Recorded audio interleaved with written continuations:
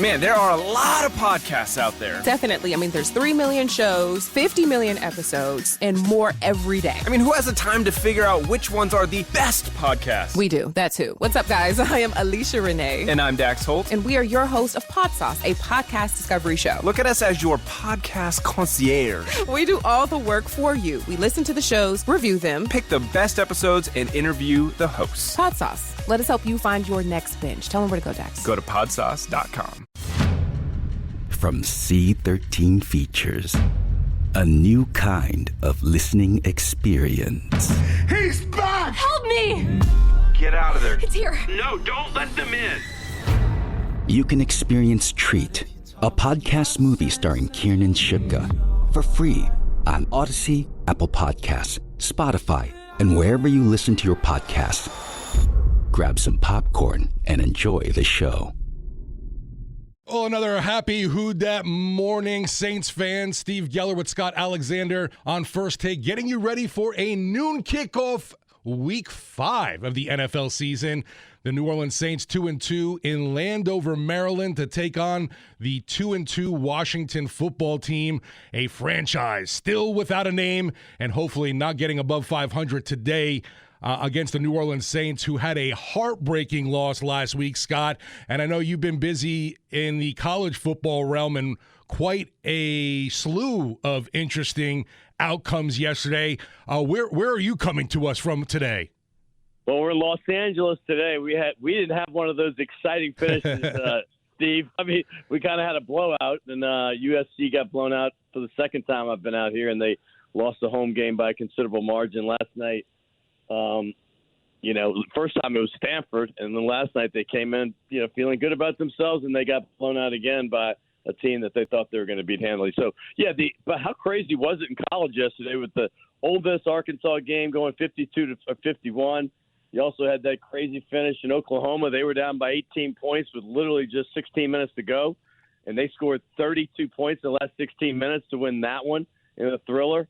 And then last night, I know there's some Alabama fans in Louisiana listening to the show, but I know most of the Who Dat Nation roots for LSU. So even though they got embarrassed last night in Kentucky, they could take a little solace in Alabama getting a last-second loss to Jimbo Fisher and the Texas A&M Aggies. Yeah, and looking now back at our game today, this 2-2 Saints team at 2-2 Washington, and what in the world happened last week at home? It looked like we were cruising to a victory for this Saints team, and then a dismal fourth quarter showing where they coughed up an 11-point lead, ended up losing in overtime. I don't want to say overlooked that New York Giants team, but I thought you overlooked them, Steve. I thought they were going to get that double-digit win. It looked like they were in line for that 11-point victory, and I just don't understand a lot of the play calling and then what happened to the defense in that game to allow Daniel Jones basically to look like an all-pro quarterback with all the time in the world. I felt terrible for the Who Dat Nation in general. I mean, and really any football fans in Louisiana last week, because after obviously Tulane got skunked, but LSU, and the Saints, they both lost in the same kind of fashion, taking victory and getting defeat in the jaws of victory. And it was just a tough one because, listen, both those teams had every reason to believe that they were going to win. The fan base came out at the end of each of the third quarter and said, we got this. I mean, the Saints are up double digits in the fourth quarter and can't hold on. And it was just watching it disintegrate reminded me a couple of those playoff losses that the Saints had recently. Sadly, the Rams, yes. The Vikings. And it just hurt as a fan. Listen, I know we're in the media and we're supposed to be unbiased, but like I said last week when we were at the Rouses, I grew up in New Orleans. I grew up next to Tulane Stadium where they used to play before they moved to the Dome in '75. I went to games my entire life. I root for this team. I want them to do well. And to watch that thing, disintegrate last week and playing the exact type of football that Sean Payton doesn't want to play, the yo-yo football where you look great one week against the Packers, you look horrific the next week against Carolina. You come back and beat the Patriots soundly, and then, you rest on your laurels a bit, and you let your guns down, and all of a sudden they come back and beat you in the fourth quarter when you've had that game handled and you look like you're about to go 3-1. We've had way too many gut punches in that Superdome of late, man. It's been painful. And I've been in the booth for every single one of them, and I know you've been on the sideline for most of them. So it's hard whether you're out there in the stands having, a cold beverage or you're out there working. It's just hard to watch the home team come up short in games that you really thought they were going to win. Coming back with more on First Take, we're going to have Kevin Payne of RotoWire.com getting your fantasy football rosters ready for Week 5. We got an 8:30 kickoff coming up in London between the Atlanta Falcons. It'll be interesting to see what they do. I know that they had a disappointing loss for them, obviously, against this Washington football team that came back to beat them. But they got the New York Jets today. It's one of those, do I really want to watch this game? You're better off tuning into First Take here on WWL Saints Radio. Me and Scott Alexander also getting your fantasy football rosters ready with RotoWire's Kevin Payne right after this. Give us a call on the Oakland Heart Jewelers Talk and Text line, 504-260-1870 on WWL Saints Radio. Want to hear from you, Who Dat Nation. Also, any fantasy football advice that you need, you can give us a call on the Oakland Heart Jewelers Talk and Text line, 504-260-1870. Have Kevin Payne, fantasy sports analyst from RotoWire.com, with us at your premium source for all things fantasy sports. And Kevin, how you feeling this morning? We got a little action. It's a game overseas in London with the New York Jets taking on the Atlanta Falcons. Are there any smart plays in this game? I was tempted to go with an Atlanta Falcons defense, but man, they're just so bad it scares me so much to even stream them. It does. And this is kind of a weird, I think all these Sunday morning games are a little bit off. But, no Calvin Ridley today. He's dealing with a personal matter. No Russell Gage. Is this finally where we see Kyle Pitts have a breakout? He was kind of a trendy sleeper for fantasy drafts. They've been getting him the targets. So right now, he should be the most targeted guy. They had another receiver, Zacchaeus. He might be a little bit relevant. I wouldn't feel really safe starting him. So I don't know. And this is going to be one of those really low-scoring London games. And we've got another one next week, but even the bigger thing that you might want to start taking a look at is next week starts the buys.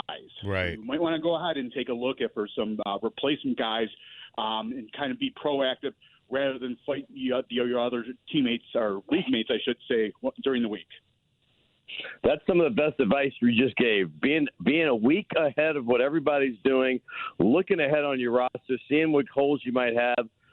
Right now is the time to do it. Do it before noon because next week everybody else has buys as well. So you're right, Kevin. Get ahead of it. If you have to stream a defense, jump on it now and get that. My question to you is maybe if you have any inside info on some of these injuries that have hurt some teams.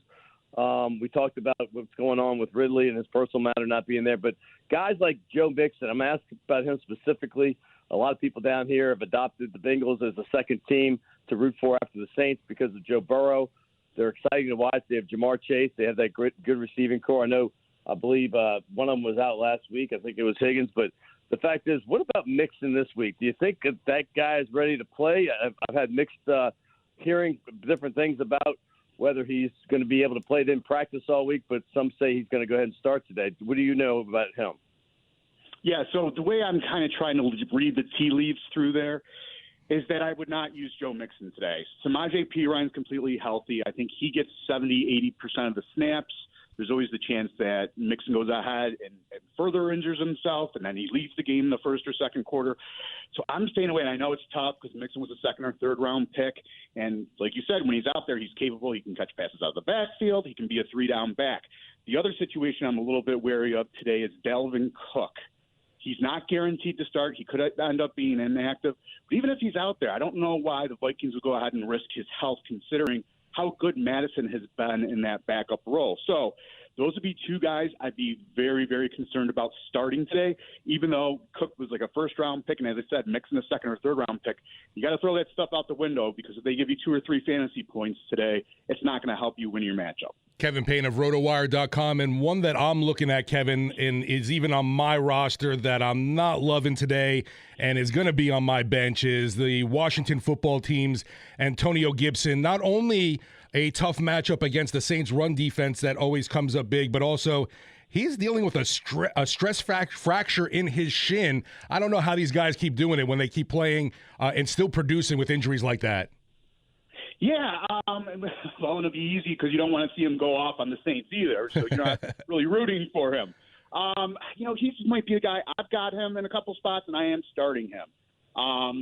He's been dealing with this, I believe, a couple of weeks right now. Right. So I think that they still have him out. If the fact that they still have him out there and are not resting him to get this completely healed says that the Washington plans on using him. So I probably lean towards using him, but I get the conflict of interest that you have. We always want to know who the sleepers are. And listen, I'm not talking about maybe picking up somebody to play. I'm talking about those guys that you sometimes start. You always have a decision whether you should play them. Maybe those mid-round selection guys that are on your roster. You may have not started them yet. Maybe you spot start them or stream them. Who are the guys that stand out to you that normally wouldn't be a must start, but this week really look good considering their matchup? Yeah, I said his name earlier. Olamide Zaccheaus for the Atlanta Falcons is basically going to be the number one wide receiver. Kyle Pitts lines up as a receiver a lot, so maybe Zaccheaus is like a 1B type of guy. The other guy, and don't ask why I'm staying with this game, Elijah Moore, really fast rookie. And what I like to see last week was Zach Wilson looked a lot better. And Wilson, his offensive line's giving him more time to get the ball down the field. And that's where Elijah Moore is going to make the impact. He was kind of another trendy sleeper pick in the preseason. Really, really fast guys. Julio Jones, I think there's a few different players in the league, came out and said this kid's going to take the league by storm. Back from a concussion, he should go ahead and get some targets today for the Jets. DK Metcalf, obviously A.J. Brown, all Ole Miss receivers. Elijah Moore was next in line. I like that call. I know this kid's going to be a great receiver in the NFL. It's a matter of whether he's going to do it today. Jalen Hurts last week, huge game after the mediocre Monday night game. Or he did score some points, but it was all garbage. Last week he came back and put up some numbers. Do you think he can continue doing that this week moving forward? Because this guy, even if he's not on target with his arm, he's putting just tons of yards with his legs, and he's dangerous anywhere he's on the field. Yeah, the thing I really like about Hurts is he's going to give you a good, solid floor just because of his rushing ability. The Eagles don't have any problem giving him the ball. Another guy to talk about, as long as we're talking about the Eagles, is Kenneth Gainwell. He almost looks like he's overtaking Miles Sanders as the lead back there. So he's another guy that I would keep an eye on. I think he's rostered in more leagues than not, but if he's out there on the waiver wires, I would get him. But getting back to Hurts, yeah, the sky's the limit for this kid. There's a reason they got rid of Carson Wentz. They see the potential in him. And he's the type of guy that maybe not this season, but in the upcoming seasons, we could be talking easily about him as a top 3 quarterback in the league, especially with a talented receiver like Devonta Smith, who's there to mature alongside of him. Kevin Payne of RotoWire.com joining us right now.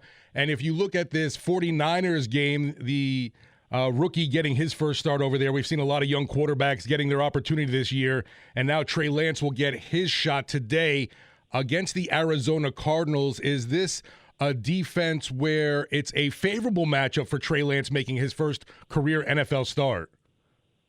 I think it is. And the fact of the matter is, if you are even going to consider using Lance at some point this season, you got to pick him up to date. Don't have to necessarily start him. Yeah. But you're going to want to at least have him on his bench.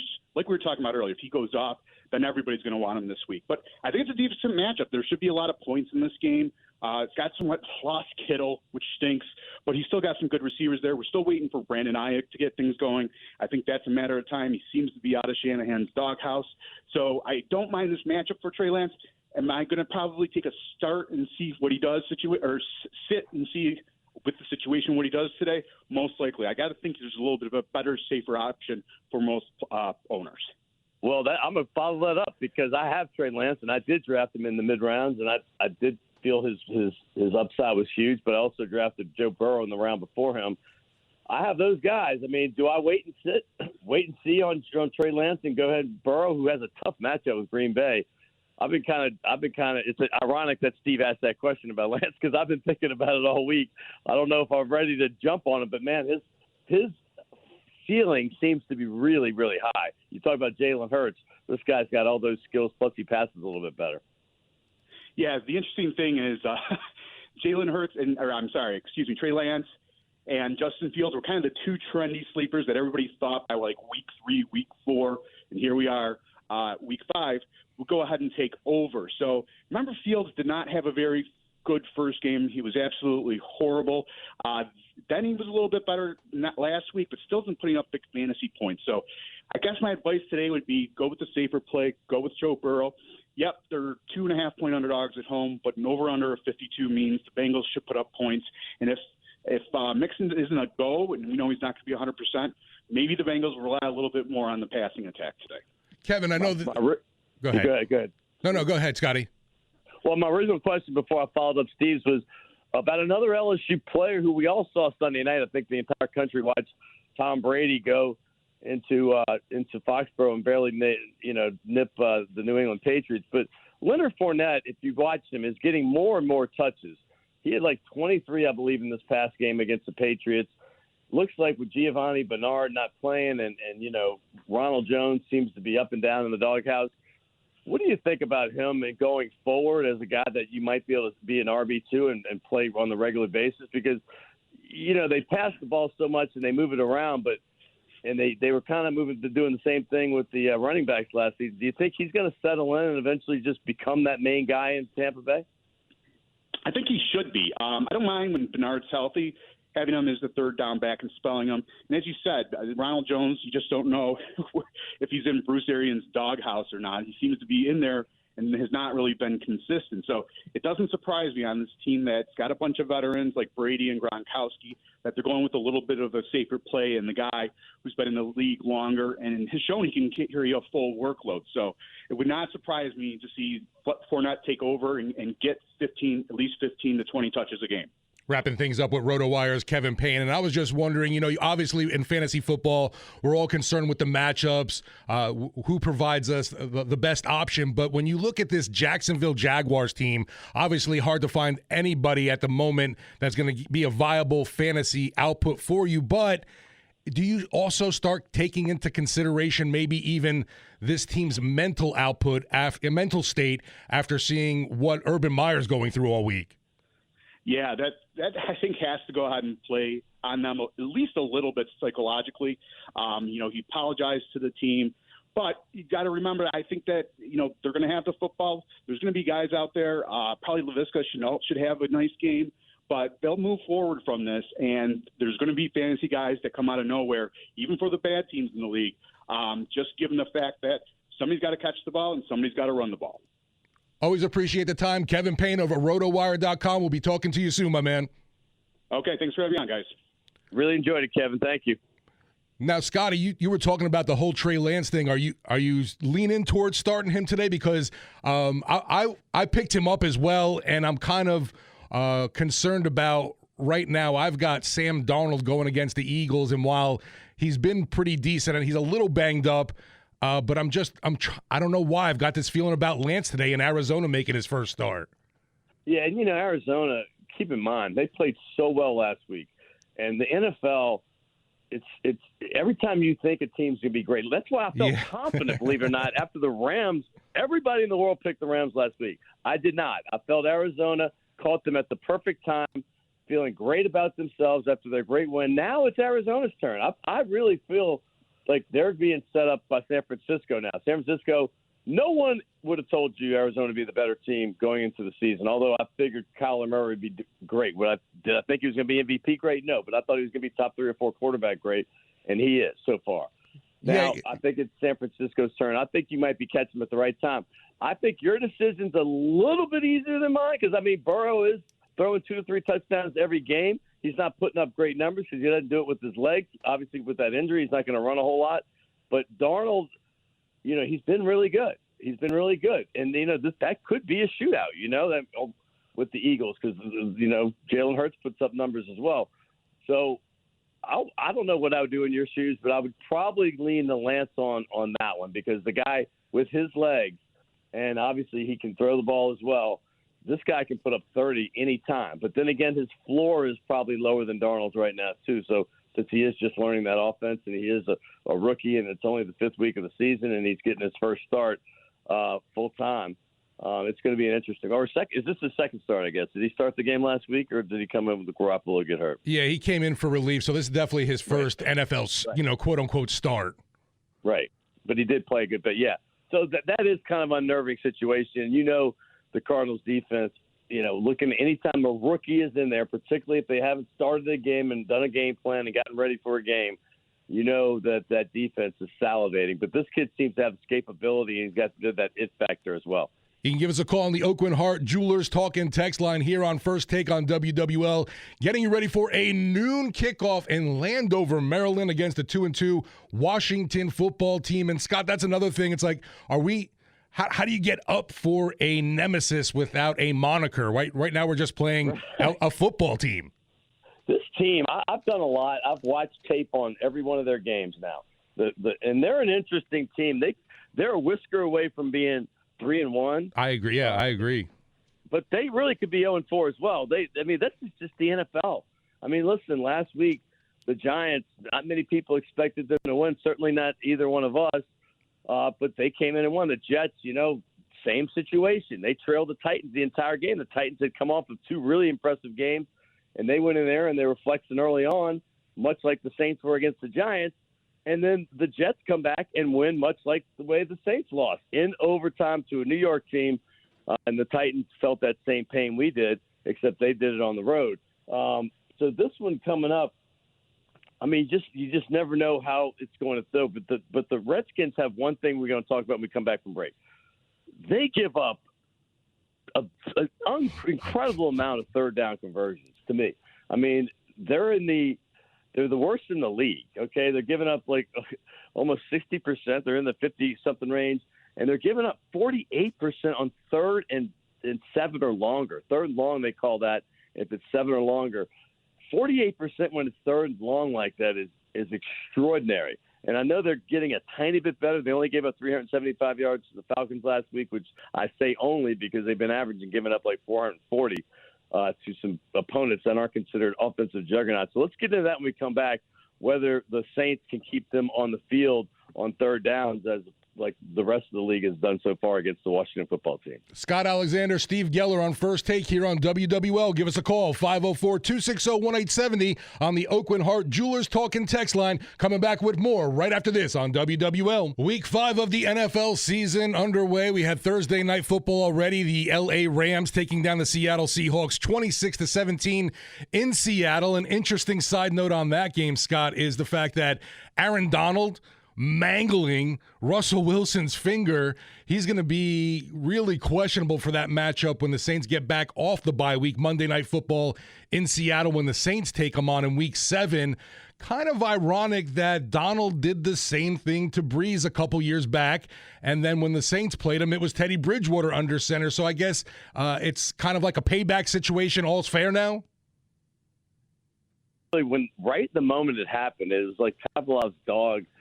The same time of year, we all remember this, early October, Aaron Donald, the Rams, and then, then the way it happened. I mean, hit the helmet. I mean, it just looked exactly the same in a lot of ways. The only thing different may have been the stadium is newer. But the fact is like, and they go into Seattle. That's the crazy thing. The Saints played Seattle right after Bridgewater got that much remembered win. It's always so tough to play in that place. Obviously, with the 12th man they have, the great home field advantage, and the Saints got that victory, and they ended up, getting several more under Teddy Bridgewater. Now, how can this be with Geno Smith, the guy that is the biggest streak ender in NFL history? We all know about Eli Manning, and they put in Geno Smith, and that didn't work out well. And he had his long streak. He was trying to catch Brett Favre with the most starts consecutively for a quarterback. And then, obviously, Russell Wilson's been an Iron Man himself. Drew Brees, he was an Iron Man there for a while, too. But so Russell Wilson is likely not going to play unless there's some miracle. I mean, I've had some recent thumb and hand and finger issues, and I know trying to grip a ball is the last thing you want to do. So, but Russell's a warrior. If anybody's going to get out there, it would be him. But that might be a break for the Saints because no one wants to face Russell Wilson because you got to play till the final whistle with that guy. He's never out of a game. Geno Smith, he's still going to be tough because Seattle's going to be tough regardless, especially at night on the road. But I certainly much be rather facing him. than Russ, who's been there, done that. Our Oakland Heart Rolex time check is 3 hours, 16 minutes. They'll kick off in Landover, Maryland against the 2-2 Washington football team. We have one game already getting started today. The Atlanta Falcons and New York Jets in London. That game is scoreless with 10:38 remaining in the first quarter. And I guess thanks, NFL, but I feel bad for the London fans that they're all geeked up for some NFL football, and you end up with Jets-Falcons on the docket for the day. Yeah, I mean, they might not know better. That's the thing. I don't think they follow it as close. But, yeah, they never seem to get the marquee matchup over there. There are some exciting players. I mean, listen, Cordell Patterson, I know we were talking about. What a resurgence, guys, right? He's exciting. I mean, listen, he's having a great year. He plays. Obviously, he's been a receiver his career. He's been playing a lot of running back with the Falcons since they lost Gurley last year. You know, they got Mike Davis and him. He's putting up numbers. The guy catches the ball. He returns kicks. He's exciting. I was looking at him on the opening kickoff and hoping he might get some action just for the sake of the London folks getting a good game and some fun, as opposed to a dud, which is what the Falcons and Jets have been providing their fans for most of the season. Yeah, we saw this Atlanta Falcons team cough up a game like the Saints did last week. Two NFC East teams taking care of their NFC South foes last week. The Giants taking care of the Giants. The Giants taking care of the Saints. And then the Washington football team coming back to knock off this Falcons squad.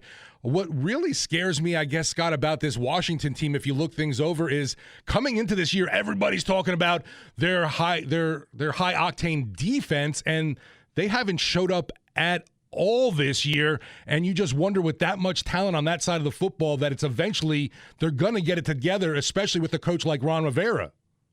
They've got number one draft picks littered across the defensive line. And SEC players everywhere, too. SEC players everywhere. Jonathan Allen, we all know about Chase Young from Ohio State being already one of the most destructive defensive linemen. But they haven't been flying to the ball until a little bit last week. Like I told you, I've watched some tape of each of their games. They just were not the same defense as they were in 2020. I don't know what it is. And they added Landon Collins, who was on the team last year, but he was hurt. Most people in New Orleans will remember him from obviously being New Orleanian, displaced, and ended up at Dutchtown and went to Alabama. And then obviously he's been a great pro with the Giants originally, now the Skins. Here we go. The Washington football team, y'all have to remember that I don't even know if you know, but I lived in D.C. during two of their Super Bowl runs, 87 and 91. And, you know, I know Mike Hoss is from that area, so I'm going to patiently be listening to him, see if he steps up and says Redskins. It's going to be hard not to. But when you live there, when they're going through their Super Bowl era, they're like the Saints. I mean, they're fans. At least I had never experienced anything like it because the Saints hadn't won yet until, you know, up to that point when I grew up in New Orleans, 20 years of losing. But they are rabid. Now, they had nothing to cheer about since that 91 Super Bowl. They've been pretty mediocre ever since then. So people that are under the age of 30 have no idea what I'm talking about. But they won 3 Super Bowls in a 10-year stretch. They were the team. But this team, to me, is a sleeper in the sense that they have the weapons on defense. They're going to wake up eventually, although – like I said, their third down conversions is one of the worst I've ever seen. But their quarterback is exciting to me. I know this guy, Taylor Heinicke, is a winner. I mean, he scares me in a sense because he's got a little Russell Wilson in him. I mean, and I know Mike Detillier likes to bring up he's got some Jake Delhomme in him as well. But this guy can play.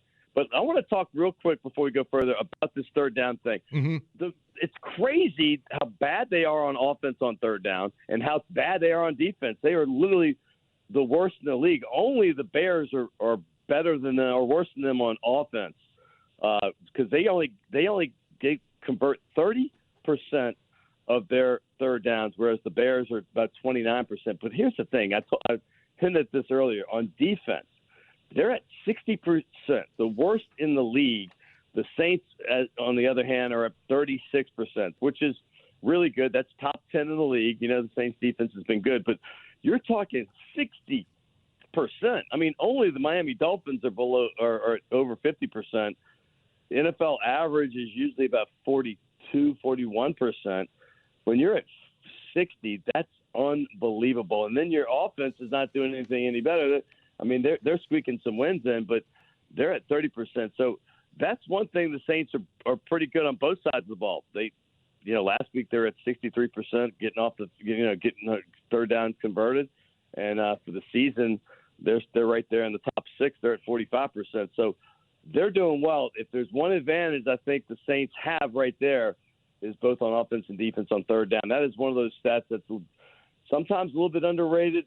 Sometimes it's not, because sometimes teams do really well on first and second down and they don't need third down. But it's usually a pretty telling stat on your success of your season. What's going to be interesting today, too, Scott, is to see how the Saints' new kicker does. The team released Aldrick Rosas after last week, and I think it was a little unfair for everybody to get all over him, especially Coach after the game saying, eventually we've got to make a kick. Well, it was a 58-yarder in that game. It was no gimme. I know it was in the dome and all, but we've seen the struggles that Rosas had all year, and to me in that situation, kicking that 58-yard field goal was really tough on him. But now we've got my kid right away says to me when I told him we signed Cody Park, he's like, wait a minute, Dad, my 11-year-old son, we signed double doink? Yeah. He say it? It's synonymous. It is. I love your son. That is wonderful that he brought up double doink right off the bat. That guy's going to be following in your footsteps as the Saints sideline reporter. But let me go ahead and say this. I mean, Cody Parkey, another Auburn kicker, they seem to have a bunch in the NFL, is really good. I mean, listen, double doink or not, he's a solid NFL kicker. But then again, Aldrick Rosas is the only kicker that I know of that had two 55-plus yard kicks in the same game a couple years ago with the Giants, and he was a Pro Bowler. So you just never know. It's such a mental game with these kickers. And you're right. I don't think he was fairly treated, honestly.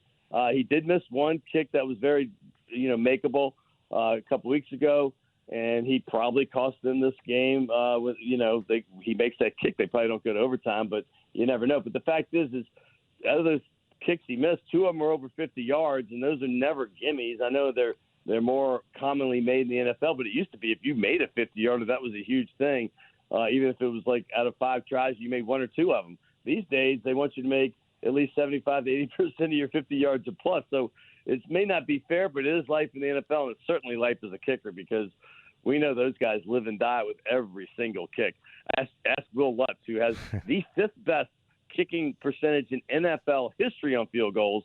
And last season, I heard mutterings and people saying we got to get rid of him just because he had a couple bad games in a row. So life as a kicker is not something that I would call stable. It's kind of like life in radio. Oh. Boom. Steve Geller, Scott Alexander here on WWL Saints Radio. Coming back with more after this. Give us a call on the Oakland Heart Jewelers talk and text line 504-260-1870. Want to hear from you, Who Dat Nation. Getting ready for 2-2 Saints at 2-2 Washington. Right after this, coming back with more on WWL. Scotty A, Stevie G on First Take, getting you ready for kickoff against the 2-2 Washington football team. The New Orleans Saints also 2-2 after a disappointing loss last week that they had the lead entering the fourth quarter, gave up 11 points to surrender it and headed into overtime to lose to this New York Giants team. But I will say, Scott, the atmosphere in the Dome was nice to have everybody back in a full capacity Superdome, and it felt a little bit like we were back to something normal there. It's something normal, but listen, I don't know if it was quite right up to the standards that we've set here in New Orleans for decibels. And I know there was a couple moments there, but it just didn't seem, maybe because it was the Giants and we were kind of controlling that game for most of it. It really wasn't a lot of thrills going on. One long pass got called back, the touchdown. Obviously that that was the turning point of the game, by the way. They threw a pick on the next play. But the fact is that I want to see the Dome like it's always been. And I didn't quite see it, but it certainly was a lot more normal than it's been in over a year, and that was nice to see a full house in there. But I just need to get them rabid again. I guess they got to get in practice and get back to where they were, because I just didn't feel that energy that I've always felt, and certainly in a lot of the big games up there when the Saints are playing in the Superdome. Well, the Ghosts and Ghouls will definitely be out for the Halloween game when they come back off the bye week. They're in Seattle for that Week 7 game, but Week 8, when they finally do come home back to the Caesars Superdome, Halloween, you kind of wish it was a later kickoff to have really the Ghosts and Ghouls and all the freaks coming out for that game, but I'm sure the Who Dat Nation will definitely be representing. Oh, they're playing the Buccaneers in a late afternoon game. It's perfect. I mean, listen. It's going to be amazing because I think it's actually a great time because it'll probably be getting dark when people get out and they can go out and have a great time at night and have a full night, not get out at 10 or 11 o'clock after a game. They can get out at like 6:30, go enjoy the night, and they don't have to wake up early. And we'll start our pregame show at 11. I cannot wait for that Halloween game here in New Orleans. Coming back with another hour of First Take, Stott Alexander and Steve Geller here on WWO Saints Radio. After us, it's going to be the Bud Light Countdown, the kickoff, and then game time in Landover, Maryland with the voice of the Saints, Mike Haas, and color analyst Deuce McAllister. More with First Take right after the break. Coming back after this. Hi, I'm John Favreau, host of Crooked Media's new weekly series, Offline with John Favreau. If you feel like the internet is breaking our brains, but you still can't put the phone down, this show might help. Each week, I'll be talking to people like Monica Lewinsky, Megan Rapinoe, Peter Hamby, and DeRay McKesson about all the ways our extremely online existence is shaping politics, media, entertainment, sports, business, and more. New episodes of Offline with John Favreau drop every Sunday on the Pod Save America feed. Listen on Odyssey or wherever you get your podcasts. Clear Eyes, Full Hearts is an episode-by-episode inside look at the hit TV show Friday Night Lights. I'm Stacey Oristano, a.k.a. Mindy Collette Riggins. And I'm Derek Phillips, a.k.a. Billy Riggins. Join us each week as we rewatch every episode of Friday Night Lights. We'll answer fan questions. And we'll chat with some of your favorite cast members. Clear Eyes, Full Hearts is a podcast presentation of Cadence 13 in association with Black Barrel Media and Ritual Productions. Listen now for free on Odyssey or wherever you get your podcasts. New on Curiosity Stream. After man landed on the moon, what did all the rocket scientists do? Hey, let's build a rocket that is simple in concept. Pushing technology in ways that make today's rockets possible. It's Fly Rocket Fly. And one Mexican drug lord made himself a household name with cunning and savvy. His business sense is worthy of a Harvard degree. It's the origin of El Chapo and the CEO of Sinaloa. They're new this week on Curiosity Stream. Annual plans are just $20. Visit curiositystream.com.